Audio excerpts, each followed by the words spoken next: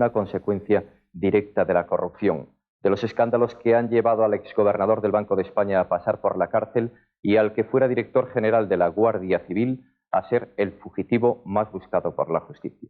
Lo que hoy nos preguntamos aquí es cómo ha sido posible que llegáramos hasta este punto sin que hayan saltado las alarmas.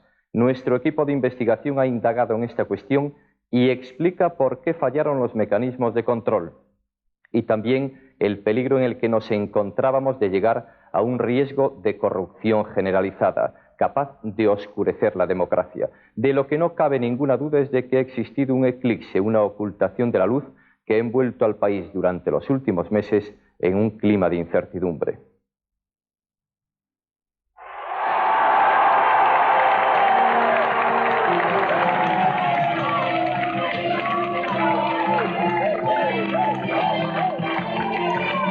Una gran mayoría de españoles ha depositado su confianza en el proyecto de renovación, de regeneración de España que el Partido Popular representa.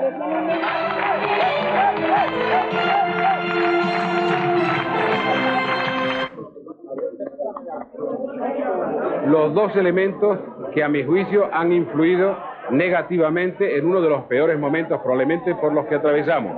Un elemento que sin duda alguna ha sido los casos de corrupción y otro elemento que...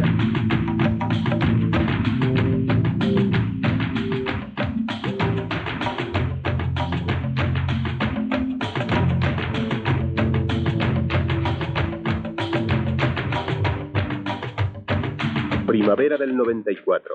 Estallan los escándalos de corrupción. Y todo bajo la sombra del eclipse. Un signo de mal augurio y oscuridad. Ya a plena luz aparecen los rostros de los protagonistas de la catarsis.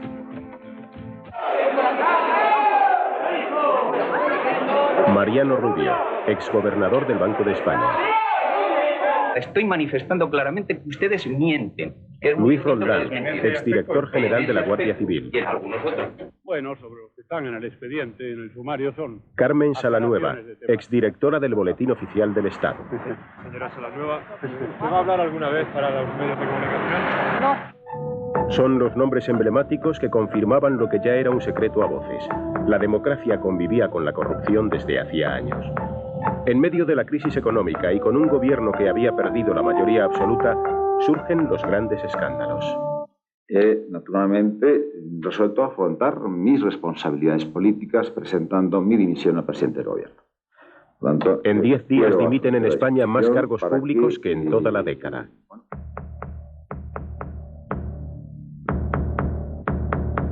Ha habido una parte de nuestro electorado que en esta ocasión yo creo que fundamentalmente se ha abstenido. El declive del PSOE se hace más patente que nunca. Felipe González pierde su primera elección en todo el país y en Andalucía su feudo ya no puede gobernar solo.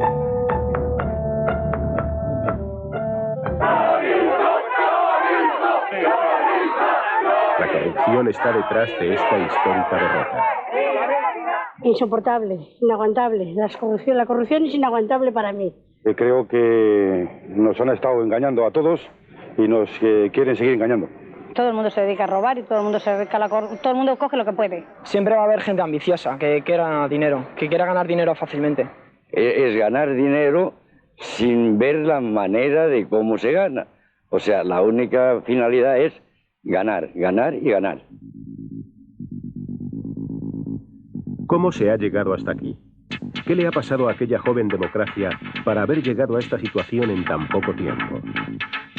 Yo diría que le ha pasado lo que es bastante frecuente que ocurra con todos los que suben al poder, que según aquella famosa frase de Lord Acton, el poder corrompe, el poder absoluto corrompe absolutamente.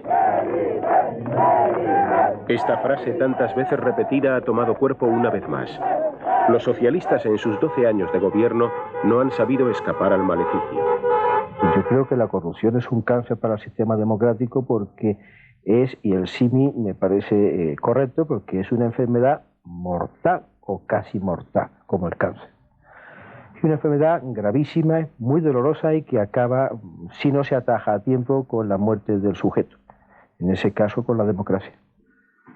4 años antes de que se pronunciaran estas palabras, el presidente del gobierno ya presentía quién era el enemigo interno. Un poder hipotecado hace la democracia prácticamente inútil.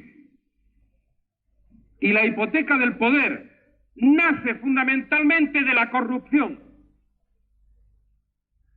No hay González habló alto y claro ante las juventudes de su partido, pero estas palabras eran poco más que deseos. Durante años, Felipe González no quiso creer lo que otros ya sabían. Cada vez que había una denuncia de corrupción, lo tomaban como una agresión a su entidad como partido. Y entonces, en vez de afrontar la necesidad de mecanismos de defensa democráticos, se parapetaban en una especie de defensa siciliana que los ha llevado a ser inoperantes absolutamente. Pero en mayor o menor medida los escándalos han afectado a todos los partidos y a todo el sistema. Nombres como Naseiro Opalov en Valencia, Ormaechea en Cantabria, el caso Casinos en Cataluña, las tragaperras en Euskadi o la red de facturas falsas del IVA alimentaron el clima de la corrupción. Yo pienso que hay que purificar también la democracia dentro de los partidos políticos para que, en definitiva, los que tengan el poder sean los más capaces y también los más honrados.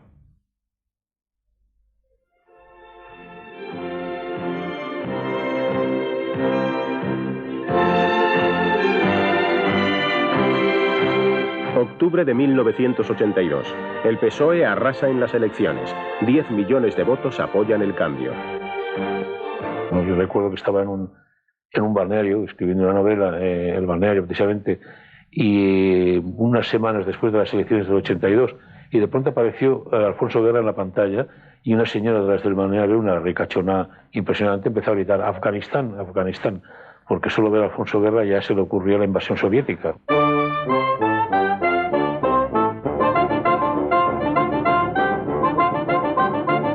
Los socialistas quisieron conectar con estos sectores sociales que les miraban con miedo y recelo. Prometieron un país para todos. Un gobierno legítimo, respaldado por... A pesar de la gran victoria electoral, la derecha controlaba importantes parcelas de la vida pública española. El cambio prometido no se presentaba como una tarea fácil. Se esperaba del PSOE, y será el famoso cambio, que hiciese una ruptura social, ya que la ruptura política no era posible, que limpiase España de todas esas huellas y vestigios y mecanismos del antiguo régimen, y en lugar de eso, pues lo que parece que ha hecho ha sido aprovecharse de ellos. ¿Tienes miedo, verdad? Mucho circo, mucho circo. ¡Ladrón! ¡Eso! Quieto. Venga, venga aquí. ¡Sinvergüenza! Delincuente. ¡Agresor! ¡A la cárcel! ¡Agresor! ¡No! De usted la cara. Desde un principio los socialistas quisieron cumplir con su compromiso electoral y cambiar el país. Empezaron con una medida espectacular. Rumasa, el mayor holding industrial de España, caía desintegrado por un decreto de expropiación sin precedentes. Se ha hecho la reprivatización de punta en blanco, señores diputados, de punta en blanco.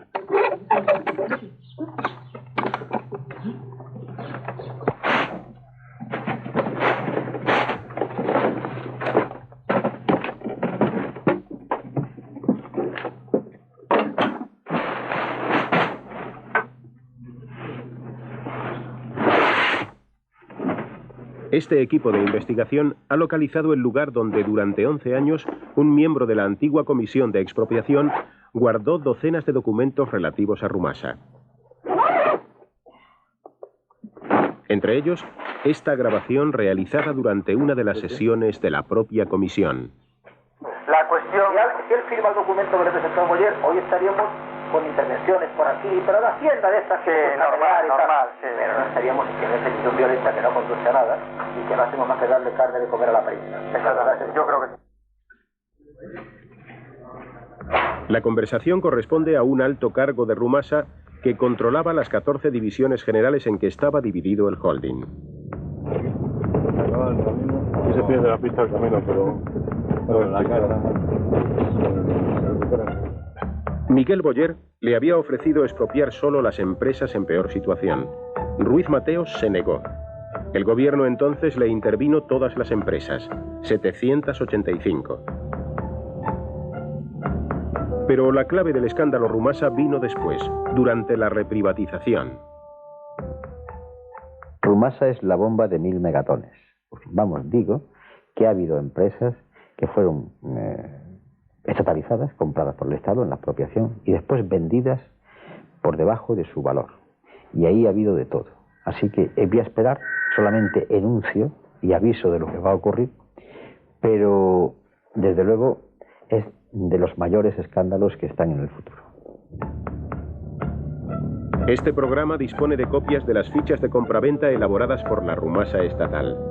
En ellas se aprecian indicios de que las ventas fueron realizadas en muchas ocasiones por debajo de las condiciones fijadas por el Consejo de Ministros y con unas facilidades a los compradores de difícil explicación.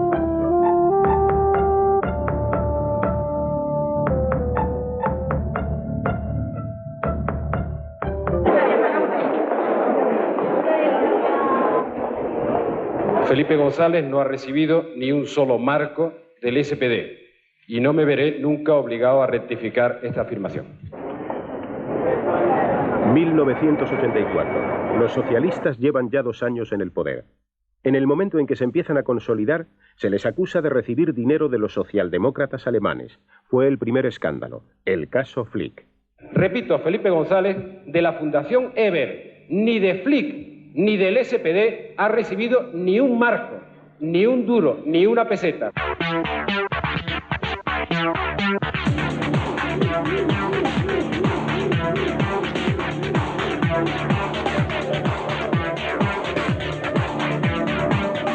La maquinaria de los partidos políticos es voraz. Las grandes campañas electorales endeudan a todas las formaciones políticas. Comienza a funcionar la idea de que a favor del partido todo vale. ¿Por qué? Porque el fin de la democracia, unido al partido, justifica los medios. Y ahí comienza el problema. En la actualidad, los 4 principales partidos tienen una deuda superior a los 19.000 millones de pesetas. La contabilidad no cuadra.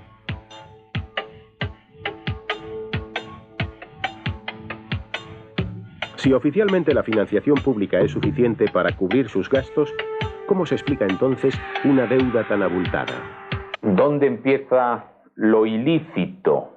Si tuviéramos una cultura política, la ética de los políticos autolimitaría su búsqueda de bienes, su búsqueda de dineros, y no se plantearían estos problemas. Nos falta esa cultura, nos falta en consecuencia también la correspondiente legislación y los políticos abusan.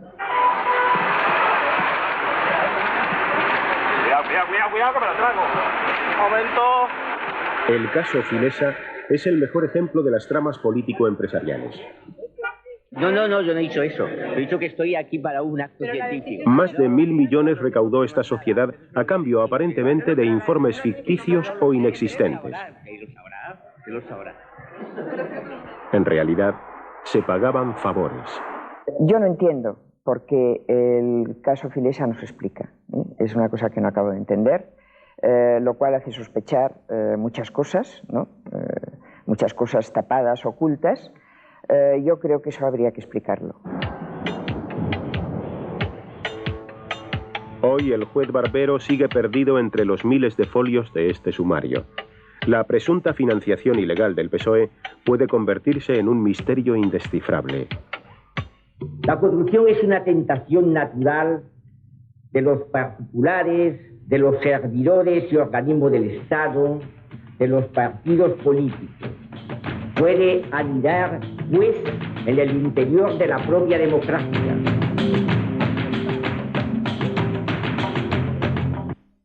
Nosotros, porque no hay tutelas, ni hay tutía.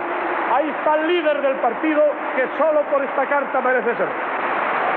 Estamos en abril de 1990. José María Aznar alcanza la presidencia del Partido Popular. Tan solo unas semanas después, los cimientos del principal partido de la oposición tiemblan. El juez Manglano ordena el ingreso en prisión del tesorero del Partido Popular. Estalla el caso Naseiro. Y desde mi punto de vista está muy claro que Naseiro intentaba obtener dinero, desde luego por medios nada lícitos, evidentemente, pero intentaba obtener dinero para el partido.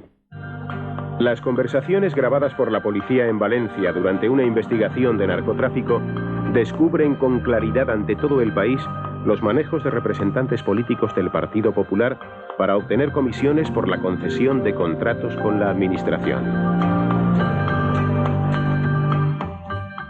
Te cuento lo que hay, es decir, viene el arquitecto que está llevando el Plan General de Urbanismo de Cullera y me dice, mira, estos me están pidiendo 200 millones y unas animaladas, entonces yo estos te los traigo con una condición, dice que de los 50, 25 para mí y yo pongo el informe técnico favorable y 25 para tu partido. El protagonista que dio nombre al escándalo, Rosendo Naseiro, se ha refugiado en la discreción. Quien sí ha hablado ante nuestras cámaras es quien le antecedió como tesorero en el Partido Popular y se sentaría luego con él en el banquillo, Ángel Sanchís. ¿Cuánto dinero consiguió este hombre para su partido? A eso yo ahora no se lo podría decir sin faltar la verdad, porque yo no lo recuerdo, pero cientos de millones en los 6 años, algún millar de millones, algunos millares de millones en los años esos, claro. Las campañas costaron dinero, todo el mundo lo sabe, y ese dinero venía pues parte de lo que nos daba la administración, parte de créditos que luego se han ido pagando y parte de los fondos que nos daban los afiliados. Este documento fue aportado en el sumario del caso Naseiro. Tiene fecha de 7 de julio de 1986 y está dirigido a Manuel Fraga Iribarne. Alianza Popular entonces había recibido de esas contribuciones empresariales 600 millones de pesetas, de los que en esa época faltaban por cobrar 80 y tantos, y hacía falta ese dinero. Y eso no tiene mucho encaje en la legalidad vigente en esa época, y en consecuencia hay que sospechar que estamos hablando de unos ingresos irregulares. Al final, el Tribunal Supremo invalidó las pruebas y archivó el sumario. Hace pocas semanas, el mismo tribunal ordenó la destrucción de las cintas del caso Naseiro. ¿Quieren catarsis? Hagamos la catarsis para todos, para ellos también, a ver qué pasa. El escándalo que afectó de lleno al Partido Popular se entendió siempre como una respuesta al caso Juan Guerra. Sevilla. Aquí estaba su despacho. Por estas escaleras se accede a la delegación del gobierno en Andalucía. Cientos de personas fueron recibidas por el hermano del entonces vicepresidente Alfonso Guerra. Con el caso de Juan Guerra, la expresión tráfico de influencias se convierte en un titular habitual de los periódicos. Sevilla contempla entre curiosa y sorprendida la irresistible ascensión de Juan Guerra. Este es el Citroën. Aquí venía a desayunar cuando entró a trabajar ahí la torre, ¿eh? Y cuando yo ya llevaba un poco de más tiempo ya entraba en este otro bar, ¿eh? Y después ya le llevaban el desayuno allí a la torre, ¿sabes? Son muy buenos desayunos, muy buenas comilonas, ¿eh? La denuncia del exalcalde de Barbate inició el escándalo que durante 2 años puso al PSOE de Andalucía a la defensiva. Yo estoy convencido que si no se hubiera dicho jamás que Juan Guerra estaba o llevaba determinadas gestiones de actividades inmobiliarias, no hubiera salido el resto de los escándalos que está azotando a España bárbaramente, ¿no? La oposición pide la cabeza del vicepresidente del gobierno por los negocios de su hermano. En un primer momento, Felipe González no duda en defender a Alfonso Guerra y amenaza con dimitir. Si en algún momento el vicepresidente del gobierno sintiera la tentación de presentar la dimisión por el cuestionamiento de su honradez personal, habrían ganado muchas más bazas que la dimisión del vicepresidente del gobierno. Habrían ganado también la del presidente del gobierno. Pero la presión es tan fuerte que Felipe González prescinde de su vicepresidente. Así se rompe el histórico tándem del socialismo español y se divide el partido. Me propongo, pues, dejar mis actuales tareas de gobierno para dedicarme íntegramente a mis responsabilidades en la dirección del Partido Socialista.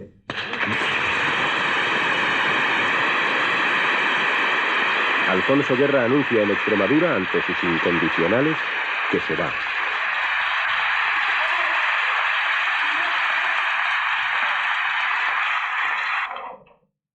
Así se lo he hecho saber al presidente del gobierno y al secretario general del partido, al compañero Felipe, y el presidente del gobierno ha aceptado mi decisión.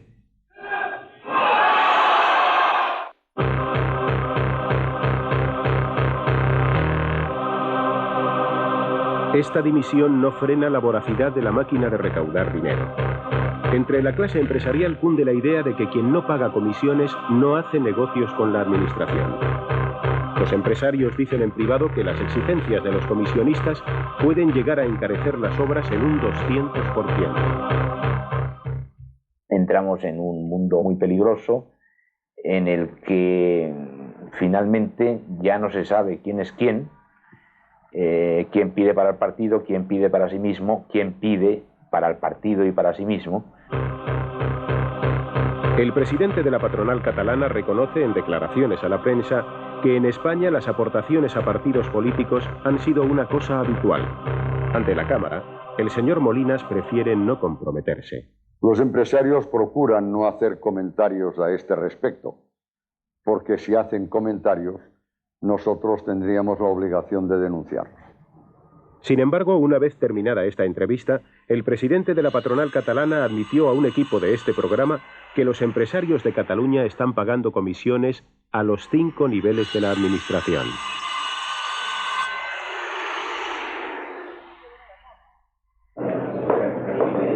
Este hombre es Jaime Bardají, hace 3 años ejecutivo de una filial de construcciones y contratas, condenado y posteriormente absuelto por intento de soborno.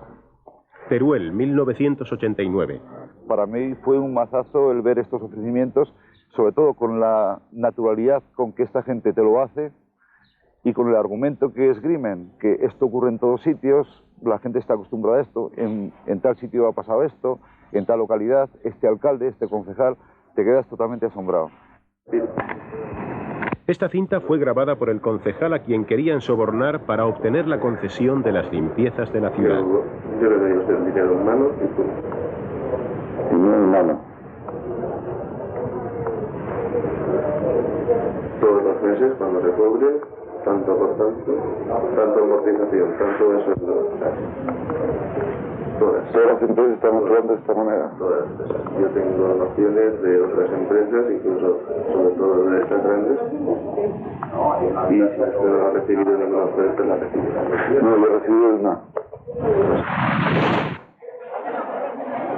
Quieren tener mucho dinero, darse buena vida, y ellos cogen dinero donde sea.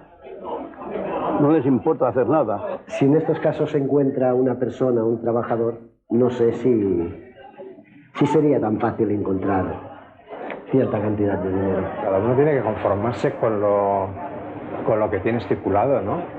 Y adaptarse a su nivel de vida. Nunca puede, pienso yo, que nunca debe pretender más que lo que puede.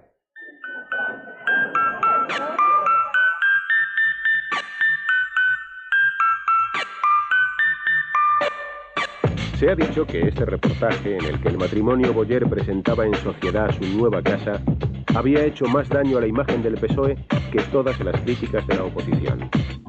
Llovía sobre mojado. Los trabajadores aún recordaban el ajuste duro defendido por Boyer durante su etapa de ministro de Economía. Su sucesor, Carlos Olchaga, animaba la inversión con una frase que se ha hecho célebre. Este es el país donde se puede ganar más dinero a corto plazo de toda Europa y quizá uno de los países donde se puede ganar más dinero de todo el mundo. La frase esta famosa de que en España pues, es el país donde uno se puede enriquecer más y más rápidamente parecía un mensaje bíblico, ¿verdad? Como aquel de creced y multiplicaos, pues sería enriqueceos y multiplicaos.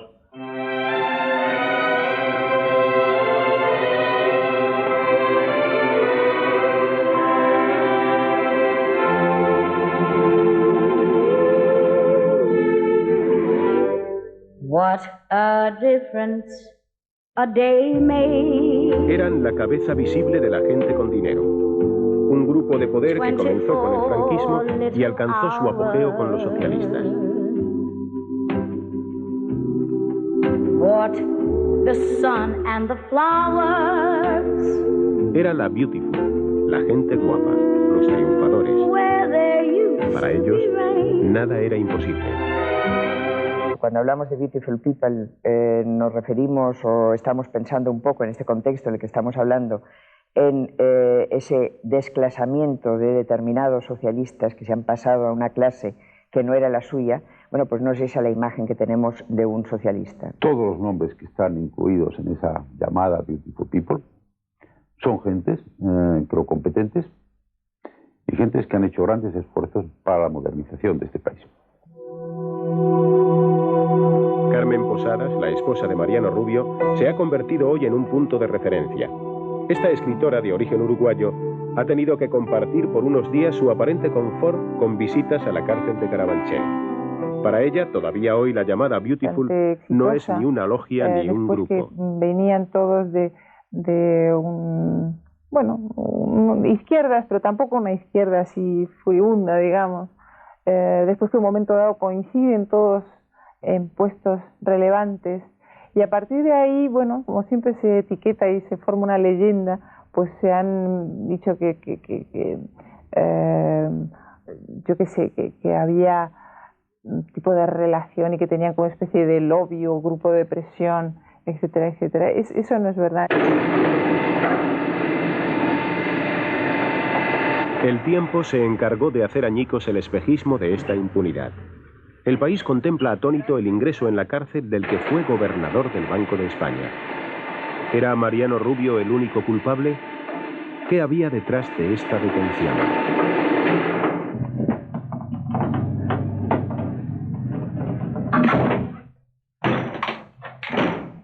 Ellos subieron, dijeron que tenían esta orden, entonces a nosotros nos dio tiempo a llamar al abogado y a preparar una maleta con algunas cosas. Entonces, bueno, pues un momento así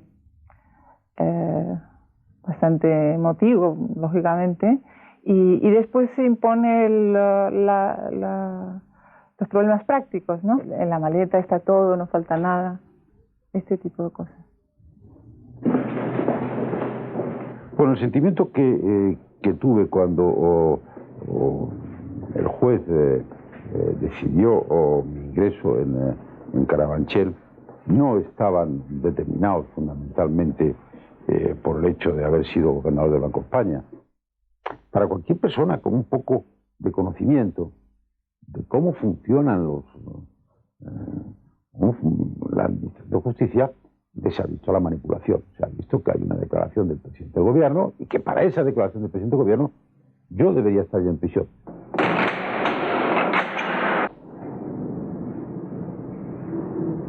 Mariano Rubio era claramente ya una víctima del síndrome Roldán. Con el exdirector general de la Guardia Civil fugitivo, se quiere evitar a toda costa ninguna fuga más.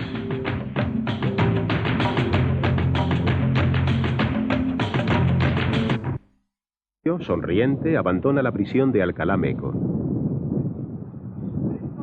Atrás quedaban apasionadas defensas y negaciones de su persona.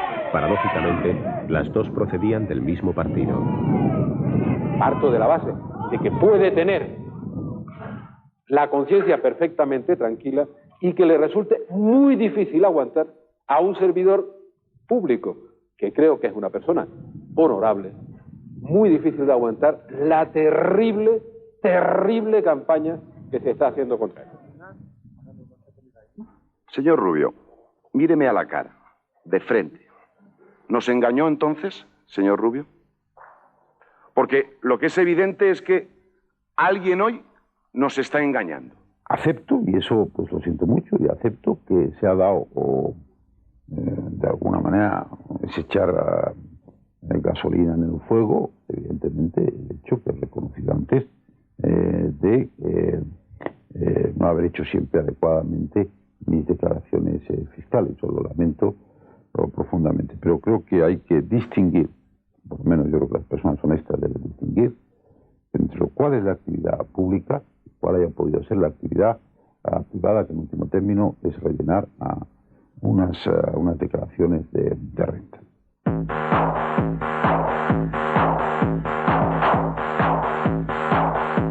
La Interpol busca a Roldán en 170 países.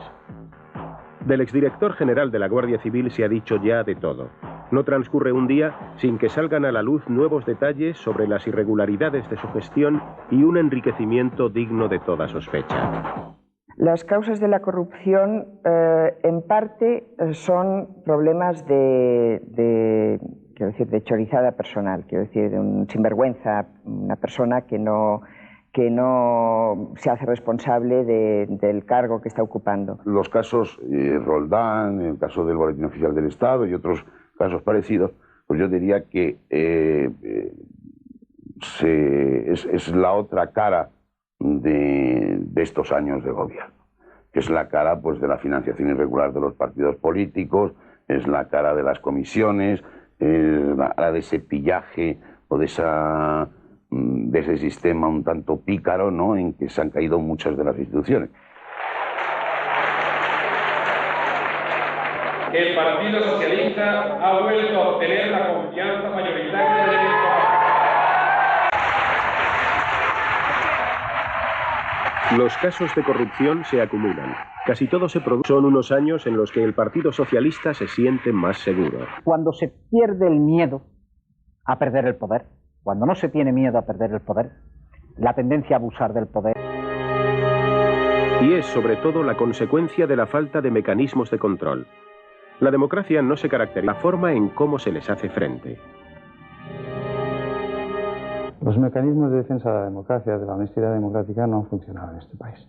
O sea, no funciona. Lo del Tribunal de Cuentas es ridículo, lo de la Fiscalía del Estado están más turbios del Ejecutivo que no en fiscalizar precisamente. Hay corrupción porque no actúan debidamente los mecanismos de control. Cuando no actúan debidamente los mecanismos de control, una democracia se acaba corrompiendo. Las actitudes de... Hombre, ya estás aquí.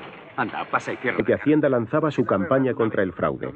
No pudo haber ocurrido en peor momento. El paraguas protector del estado del bienestar hacía aguas por todas partes. Si el ciudadano percibe que hay una situación de fraude general, ¿y por qué yo me he de quedar atrás? Aquí funciona lo de tonto el último. Si otros lo hacen, ¿por qué no lo voy a hacer yo?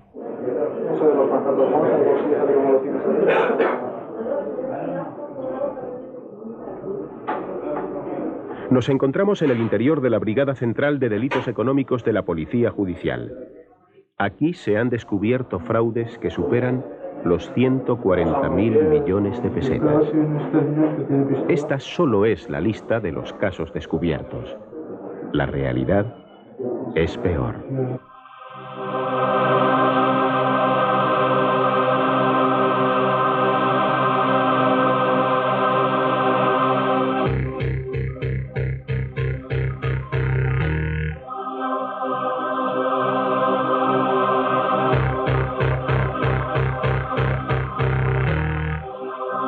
Asturias. A la sombra de los precios políticos, empresarios privados de la minería se han hecho de oro. Compraban carbón importado a 7.000 pesetas la tonelada y lo vendían como carbón subvencionado a 14.000. Un empresario privado de la minería asturiana aceptó, con la condición de ocultar su identidad, denunciar ante las cámaras de este equipo de investigación el pirateo de las subvenciones. Llega al barco, se descarga, se mandan camiones a cargar al musel y se manda al parque de carbones, que normalmente todas las minas tienen un parque donde poder almacenar los carbones, excedentes. Entonces esto lo que se hace es que llevan el carbón ahí, se almacena y lo van suministrando a la térmica como si fuera carbón de su propia mina. ¡Cuidado aquí! A ver, ¿estamos para acá? Barcelona. Esta es una operación real de desarticulación de una banda de narcotraficantes. Durante años, las instituciones financieras españolas han blanqueado cientos de miles de millones de pesetas procedentes del narcotráfico.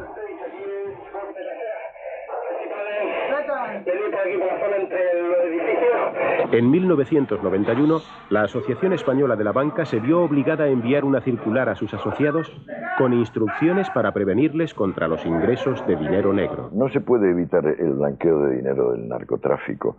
Eso es otra de las consecuencias internas del sistema. Es imposible. O sea, allí donde es en serio, es imposible porque quien hace, debido a la locura de la guerra contra las drogas, Hoy en el mundo a nivel planetario, quien está haciendo el tráfico de las drogas son los mismos encargados aparentemente de reprimirlo. Pero la economía sumergida, el dinero negro en la compra de pisos, las estafas a Hacienda y los fraudes a la seguridad social, todo es también corrupción desde el punto de vista moral. Los que dicen que hay más corrupción que en la época de Franco normalmente suelen ser franquistas. Y que se olvidan de una época en que hasta para tener unas medias de nylon tenías que corromperte, ¿no? Porque era un permiso de importación especial. Querida nuestra peculiaridad, la Guardia Civil termina el desfile y se cierra el álbum de los recuerdos. Su contemplación nos va a permitir que cuando Franco desciende de la tribuna a los acordes del himno nacional, no veamos en él la rígida envoltura de un jefe de Estado, sino el hombre a quien conocemos, con quien hemos convivido riesgos y venturas, y al que por haberle acompañado en todas sus jornadas, casi le hemos sentido respirar y está mucho más cerca de nosotros. Una de las diferencias entre democracia y dictadura es que en la democracia los escándalos se conocen y en la dictadura no. Está aún por escribirse la historia de la corrupción estatal bajo el franquismo.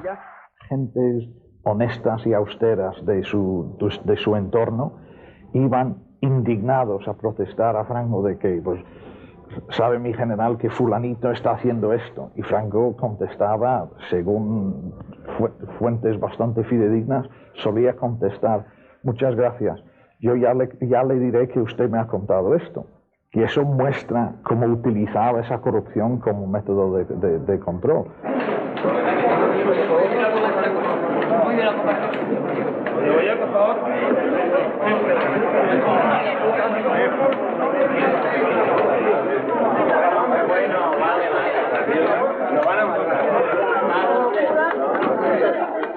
Prácticamente no hay un mes que quien siga la prensa con atención no encuentre escándalos imperdonables, o por adjudicación de obras, o por participación en tráfico, o por violencias infundadas, o por comisiones ilegales, o lo que fuere. Los medios de comunicación se ponen a la cabeza de la lucha contra los escándalos. Pero la prensa también ha sido utilizada.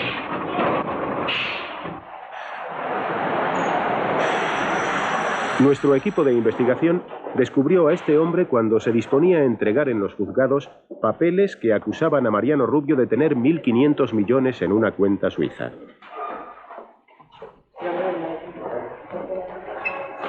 Yo simplemente lo he hecho por poner en conocimiento de la justicia unos hechos tan denigrantes como estos.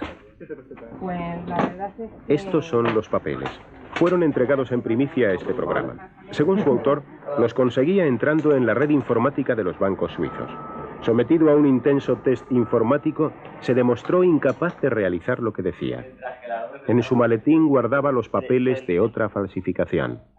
En la última acusación que se me ha hecho, que ya esa la ha multiplicado por 10 las cifras, respaldada por una persona tan seria y y que además condujo sus negocios con tanta transparencia y regularidad como era el señor Ruiz Mateos, como digo, se me acusa de tener 1.500 millones en la Unión de Bancos Suizos.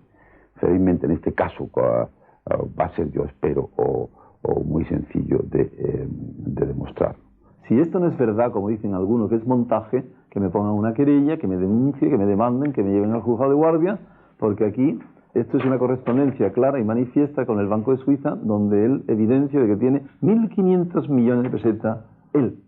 Es cierto que el señor de la Rosa le amenazó a usted de alguna forma, veladamente quizás, meses antes de que saltara el asunto Ibercor.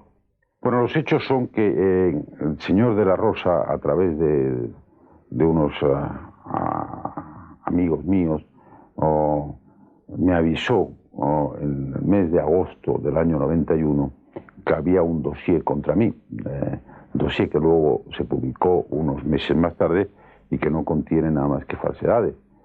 El señor de la Rosa siempre ha sostenido que lo que hacía es hacerme un favor. Evidentemente yo sospecho que debía tener alguna participación en la elaboración de los dossiers, porque los dossiers normalmente se elaboran por encargo y hace falta que alguien los financie y los pague.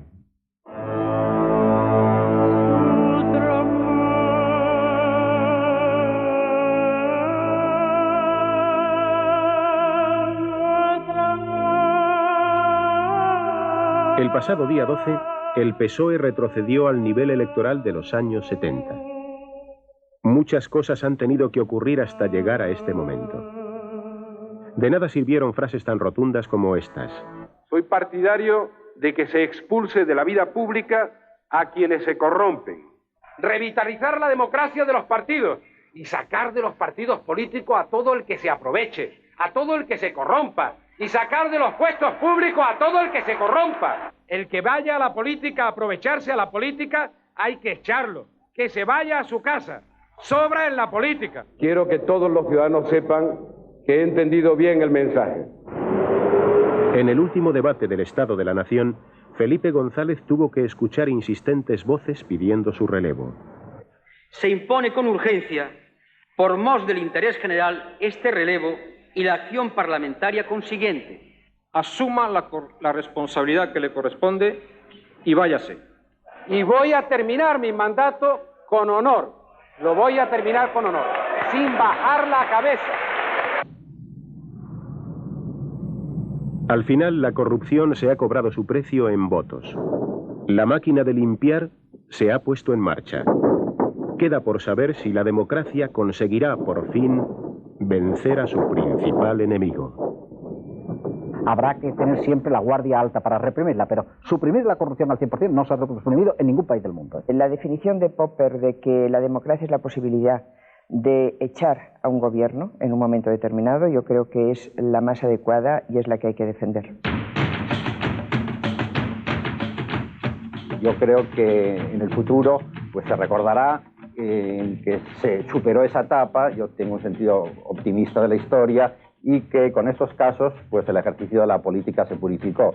Y pienso que lo que la historia debe recoger son la historia de los grandes gestos, de las grandes conductas honradas y no de las conductas pues cutres o de las conductas fraudulentas.